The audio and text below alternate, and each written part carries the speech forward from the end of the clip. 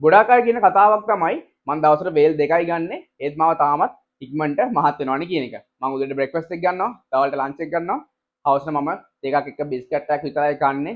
මම ඩිනර් එකත් ස්කිප් කරලා තියෙන්නේ. ඒත් මාව ඉක්මනට මහත් වෙනවනේ කියන එක. මතක තියාගන්න මේකෙදි ඔයා මහත් වෙනවද නැද්ද කියන එක ඩිපෙන්ඩ් වෙන්නේ ඔයා දවසට ගන්න වේල් ප්‍රමාණය අනුව නෙමෙයි. ඔයා දවසට එක වේලක්ද ගන්නෙ, දෙකක්ද ගන්නෙ, තුනක්ද ගන්න කියන එක අනුව නෙමෙයි. හැම වෙලේම මේක ඩිපෙන්ඩ් වෙන්නේ ඔයා ගන්න මීල්ස් වල. හැම වෙලේම කොච්චර කැලරිස් ප්‍රමාණයක් තියනවද කියන එක අනුව. ඔයා සමහර වෙලට ඔයා දවසට වේලවල් දෙකයි කන්න වෙන්න පුළුවන්. ඔයා බ්‍රෙක්ෆාස්ට් එක ලන්ච් එක විතරයි ගන්න පුළුවන් වෙන්න පුළුවන්. හැබැයි ඒ ගන්න මීල්ස් දෙකෙන් ඔයාට සෑහෙන කැලරිස් ප්‍රමාණයක් ඇඟට වැටෙන්න පුළුවන්. සමහර වෙලාවට මීල්ස් 3ක් 4ක් ගන්න කෙනෙක්ට වඩා ඔයා සෑහෙන කැලරිස් ප්‍රමාණයක් පළවෙනි මීල්ස් දෙකෙන් ඔයාගේ ඇඟට දාගෙන වෙන්න පුළුවන්. ඒකන්ද ඔයා හැම වෙලේම මතක තියාගන්න ඕනේ ඔයා ගන්න මීල් එකේ කොච්චර කැලරිස් ප්‍රමාණයක් තියනවද කියලා.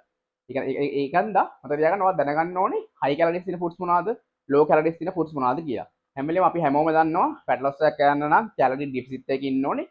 කැලරි ඩිෆිසිට් එකක ඉන්න නම් ඔයා හැම වෙලේම පුළුවන් තරම් ලෝ කැලරිස් තියෙන ෆුඩ්ස් මීල්ස් වලට ගන්න ඕනේ. ඒතර මම කලින් වීඩියෝ එකක් කරලා තියෙනවා ඔයාලට බලන්න පුළුවන් weight gain කරන කෙනෙක්ට high calories තියෙන ෆුඩ්ස් වර්ග පහක් මම කියලා දෙනවා. ඔයාලට එතනින් අයිඩියා නැත්නම් ඕනම කෙනෙක්ට high calories තියෙන ෆුඩ්ස් පහක් එතනින් බලා ගන්න පුළුවන්. අපි ඊළඟ වීඩියෝෙන් හම්බෙමු. මම ඊළඟ වීඩියෝෙන් කියන්නම් fat loss කරන කෙනෙක්ට low calories තියෙන කෑම ಜಾති පහක් එක.